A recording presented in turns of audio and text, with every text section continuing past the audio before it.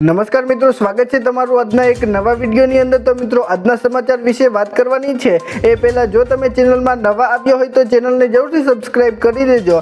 તો મિત્રો આજના સમાચાર ઉપર એક નજર કરીએ તો મિત્રો મહિલાઓ માટે ખાસ મોટા સમાચાર। મહિલાઓને મળશે હવે 2100 રૂપિયાની સહાય। મુખ્યમંત્રીને લઈને મોટા સમાચાર। ખેડૂતોએ ફરીથી રવિ પાકનું વાવેતર શરૂ કર્યું। દીકરીઓને મળશે હવે 50,000 રૂપિયાની સહાય। ખેડૂતોને હવેથી 42,000ની સહાય। ત્યારબાદ મિત્રો આમ આદમી પાર્ટી વર્સિસ કોંગ્રેસ। મોબાઈલ વાપરો છો તો હવે સાવધાન થઈ જજો। આમ આદમી પાર્ટી વર્સિસ બીજેપી। સીએમની 662 કરોડની મોટી ભેટ। ગાંધીનગરમાં આજે કેબિનેટ બેઠક। હવામાનને લઈને મોટા સમાચાર। ખેડૂતોને 10,000 રૂપિયાનું સહાય પેકેજ। ત્યારબાદ મિત્રો સુરતથી બ્રેકિંગ ન્યૂઝ સમાચાર મળી રહ્યા છે। તો મિત્રો આ દરેક સમાચારની વિગતવાર માહિતી આજના આ વિડીયોની અંદર જાણવાના છીએ। તો મિત્રો વિડીયોમાં છેલ્લે સુધી બન્યા રહેજો। અને મિત્રો જો તમને વિડીયો પસંદ આવે તો વિડીયોને લાઈક કરી ચેનલને જરૂરથી સબસ્ક્રાઇબ કરી દેજો। તો મિત્રો આજના પ્રથમ સમાચારમાં જોઈએ તો મિત્રો મહિલાઓ માટે ખાસ મોટા સમાચાર। મિત્રો કેન્દ્ર સરકાર દ્વારા મહિલાઓના સ્વાસ્થ્ય અને પોષણને ધ્યાનમાં રાખીને પ્રધાનમંત્રી માતૃ વંદના યોજના અમલમાં મૂકવામાં આવી છે।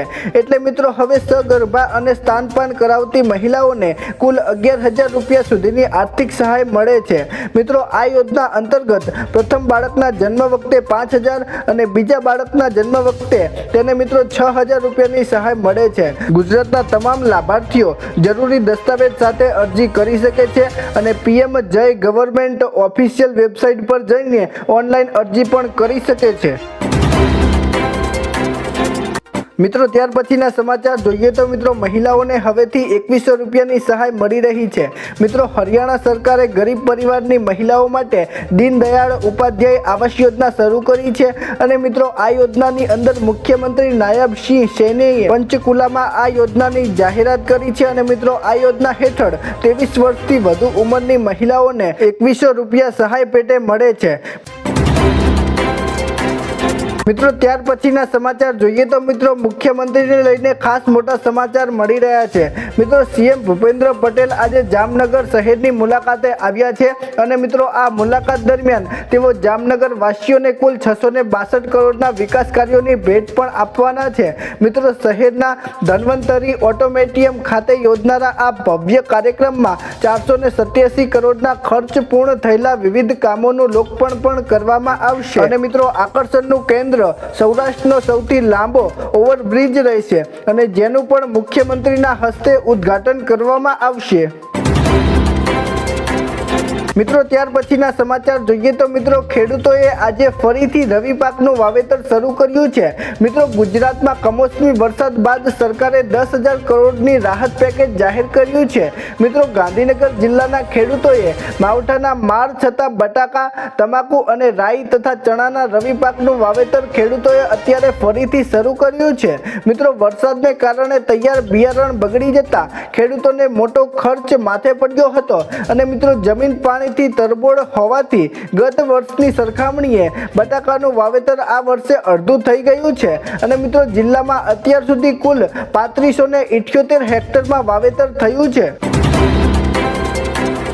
મિત્રો ત્યાર પછીના સમાચાર જોઈએ તો મિત્રો દીકરીઓને હવેથી 50,000 રૂપિયા સુધીની સહાય મળી રહી છે। મિત્રો દેશની દીકરીઓ ભણી ગણીને આગળ આવે તે માટે પીએમ નરેન્દ્રભાઈ મોદીએ સ્ત્રી સાક્ષરતા અને અન્ય કેળવણી મંડળ પર ભાર મૂક્યો છે। મિત્રો રાજ્ય સરકારની નમો લક્ષ્મી યોજના હેઠળ ધોરણ 9 અને 10માં અભ્યાસ કરતી વિદ્યાર્થીનીઓને 10,000 રૂપિયાની શિષ્યવૃત્તિ આપવામાં આવે છે અને મિત્રો ધોરણ 11 અને 12માં ભણતી વિદ્યાર્થીની 15,000 રૂપિયા સુધીની શિષ્યવૃત્તિની સહાય આપવામાં આવે છે। આમ મિત્રો ધોરણ 9 થી 12 અભ્યાસક્રમમાં વિદ્યાર્થીનીઓને 35,000 રૂપિયાની શિષ્યવૃત્તિ મળે છે અને જે માટે સરકારે નમો લક્ષ્મી પોર્ટલ પણ લોન્ચ કર્યું છે અને મિત્રો આ પોર્ટલમાં રજીસ્ટ્રેશન પણ અત્યારે કરાવી શકાય છે અને મિત્રો જો તમારે પણ દીકરી હોય તો મિત્રો તમે આ યોજનાનો લાભ અવશ્ય લઈ શકો છો। મિત્રો ત્યાર પછીના સમાચાર જોઈએ તો મિત્રો ખેડૂતોને હવેથી 42,000 રૂપિયા સુધીની સહાય મળશે। મિત્રો ખેડૂતો આ બે યોજનાની અંદર રજીસ્ટ્રેશન કરાવે તો મિત્રો તેમને 42,000 રૂપિયા સુધીની સહાય મળી શકે છે। મિત્રો ખેડૂતો બે યોજના PM કિસાન યોજના અને PM માનધન યોજનાની અંદર દરેક ખેડૂતે રજીસ્ટ્રેશન કરાવેલું હશે તો મિત્રો તેવા ખેડૂતોને દર વર્ષે ખાતામાં 42,000 રૂપિયા ઘરે બેઠા આવશે। મિત્રો સરકાર PM કિસાન યોજના અંતર્ગત દર વર્ષે ખેડૂતના ખાતામાં 6,000 રૂપિયા નાખે છે। ત્યારે મિત્રો કિસાન યોજનાના લાભાર્થીઓ PM માનધન યોજનામાં ફોર્મ ભરે છે તો મિત્રો તેમને 60 વર્ષની ઉંમર વટાવ્યા પછી તેમને મિત્રો 36,000 રૂપિયા સીધા જ મળે છે। મિત્રો આમ બે યોજના થઈને ખેડૂતોને ઘરે બેઠા એક વર્ષે 42,000 રૂપિયા ખાતામાં આવે છે। એટલે મિત્રો જો આ બે યોજનાની અંદર તમે ફોર્મ ભરાવો છો તો મિત્રો તમને પણ 42,000 રૂપિયા એક વર્ષે ઘરે બેઠા મળી શકે છે। મિત્રો ત્યાર પછીના સમાચાર જોઈએ તો મિત્રો અત્યારે ચૂંટણીનો માહોલ ચાલી રહ્યો છે અને મિત્રો તેવામાં અત્યારે આમ આદમી પાર્ટી વર્સિસ કોંગ્રેસ થઈ છે। મિત્રો આમ આદમી પાર્ટીએ સ્પષ્ટ રીતે કહે છે કે કોંગ્રેસ સાથે હવે ગઠબંધન નહીં ચાલે। મિત્રો આમ આદમી પાર્ટીની આશાહી પણ ચૂકી ગઈ છે। મિત્રો 2027ની ચૂંટણીમાં ગત પક્ષ કોંગ્રેસે બે ચૂંટણી લડી રહ્યું છે। મિત્રો આમ આદમી પાર્ટીએ એવો દાવો કર્યો છે કે કોંગ્રેસ એક કોર્પોરેટ સિસ્ટમ લઈને આવી રહી છે અને આમ આદમી પાર્ટીએ સાચી બદલાવ લાવવાની પાર્ટી છે અને કોંગ્રેસે આમ આદમી પાર્ટી વચ્ચે રાજકીય તણાવ વચ્ચે આવી છે અને મિત્રો કેટલાક પરિણામે આમ આદમી પાર્ટી સૌથી વધુ મજબૂત પ્રદર્શન કરી રહી છે અને મિત્રો કોઈ મજબૂત જાહેર પ્રદર્શન કરવાને કારણે આમ આદમી પાર્ટી અત્યારે આગળ છે અને મિત્રો આમ આદમી પાર્ટીએ કોંગ્રેસની પરંપરાગત ભૂમિકા પર અત્યારે આક્રમણ કર્યું છે। ઉદાહરણ રૂપે વિસાવદરમાં બોપલની આમ આદમી પાર્ટી વિજય થયો હતો ત્યારે મિત્રો કોંગ્રેસ ખૂબ જ ત્યાં નબળું પડ્યું હતું। એટલે મિત્રો અત્યારે આમ આદમી પાર્ટી અને કોંગ્રેસ વચ્ચે જબરજસ્ત તણાવ ચાલી રહ્યો છે। મિત્રો ત્યાર પછીના સમાચાર જોઈએ તો મિત્રો જો તમે મોબાઈલ વાપરો છો તો મિત્રો સાવધાન થઈ જજો। મિત્રો અત્યારે ટેકનિકલ યુગમાં દરેક જણ મોબાઈલનો ઉપયોગ કરે છે। મિત્રો સરકારે અત્યારે એવી ચેતવણી આપી છે કે એક જ આઈડી પર ઘણા બધા સિમ કાર્ડ લેવા અને બીજાને વારંવાર આપવા જોખમી સાબિત થઈ શકે છે। મિત્રો જો તમારા નામે નોંધાયેલા સિમનો ઉપયોગ કોઈ બીજો વ્યક્તિ કરે છે તો મિત્રો તેના પર સાયબર ફ્રોડ કે અન્ય કોઈ ગેરકાયદેસર પ્રવૃત્તિ થશે તો મિત્રો તેની અંદર તમે ગુનાહિતમાં આવો છો। એટલે મિત્રો જેનું સિમ કાર્ડ છે તેની મિત્રો સંપૂર્ણ જવાબદારી રહે છે। એટલે મિત્રો જો તમે મોબાઈલ વાપરતા હો તો તેની અંદર કોઈ બીજાનું સિમ કાર્ડ વાપરતા હોય તો મિત્રો તમે સાવધાન થઈ જજો। મિત્રો ત્યાર પછીના સમાચાર જોઈએ તો મિત્રો આમ આદમી પાર્ટી વર્સિસ બીજેપી। મિત્રો આમ આદમી પાર્ટી અત્યારે અભિયાન ચલાવી રહી છે અને મિત્રો ભાજપની લાકડાનું સ્ટ્રોંગ ઓપરેશન છે। મિત્રો આમ આદમી પાર્ટી કહે છે કે તેમની લોકપ્રિયતા અત્યારે વધી રહી છે અને મિત્રો તેમનો દાવો છે કે અત્યારે બીજેપી તેમની અસરથી કેબિનેટમાં ફેરફાર કરે છે અને મિત્રો આમ આદમી પાર્ટી વચ્ચે કૃષિનો મુદ્દો ઘણો બધો ઉછળ્યો હતો। તેવામાં મિત્રો ખેડૂતો માટે કિસાન મહાપંચાયત પણ તેમને રાખી હતી અને મિત્રો બીજેપી સરકારની કિસાન દમનની લોકો ટીકા કરી રહ્યા હતા અને મિત્રો આમ આદમી પાર્ટી નેશનલ નેતા કેજરીવાલ કહેનાર છે કેમ કે મિત્રો 2027માં ગુજરાતમાં આમ આદમી પાર્ટી રચાશે તેવું હવે આમ આદમી પાર્ટીને લાગી રહ્યું છે। મિત્રો તમને શું લાગે છે કે 2027માં આમ આદમી પાર્ટીની સરકાર બનશે કે નહીં? નીચે કોમેન્ટ કરીને જરૂરથી જણાવજો। મિત્રો ત્યાર પછીના સમાચાર જોઈએ તો મિત્રો આજે ગાંધીનગરમાં કેબિનેટ બેઠક મળવાની છે। મિત્રો ગાંધીનગરમાં આજે સવારે 10 વાગ્યે મુખ્યમંત્રી ભૂપેન્દ્રભાઈ પટેલની અધ્યક્ષતામાં કેબિનેટ બેઠક યોજાવાની છે અને મિત્રો આ બેઠકમાં તેઓ ટેકાના ભાવે ખરીદી અને રાહત પેકેજની સમીક્ષા કરશે।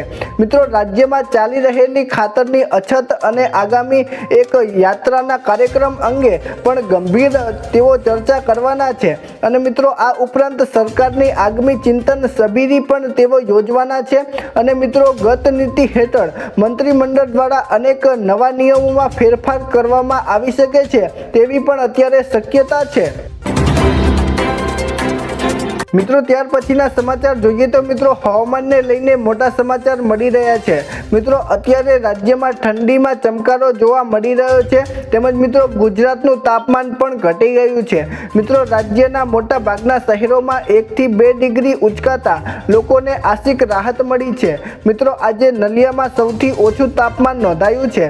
મિત્રો નલિયામાં તાપમાનની વાત કરીએ તો મિત્રો નલિયામાં આજે 11.6 સેલ્સિયસ તાપમાન નોંધાયું। ત્યારબાદ મિત્રો અમદાવાદમાં 16 સેલ્સિયસ, ગાંધીનગરમાં 15 સેલ્સિયસ અને રાજકોટમાં 13 સેલ્સિયસ તાપમાન રહ્યું। ત્યારબાદ મિત્રો કંડલામાં 13.6 સેલ્સિયસ, અમરેલીમાં 13.9 સેલ્સિયસ, પોરબંદરમાં અને કેશોદમાં 14.3 સેલ્સિયસ હતું। ત્યારબાદ મિત્રો સુરેન્દ્રનગરમાં 15 સેલ્સિયસ, ભુજમાં 15.8 સેલ્સિયસ તાપમાન હતું। ત્યારબાદ મિત્રો દક્ષિણ ગુજરાતની વાત કરીએ તો મિત્રો આજે દક્ષિણ ગુજરાતમાં 16 સેલ્સિયસ અને 20 સેલ્સિયસની વચ્ચે તાપમાન રહ્યું છે।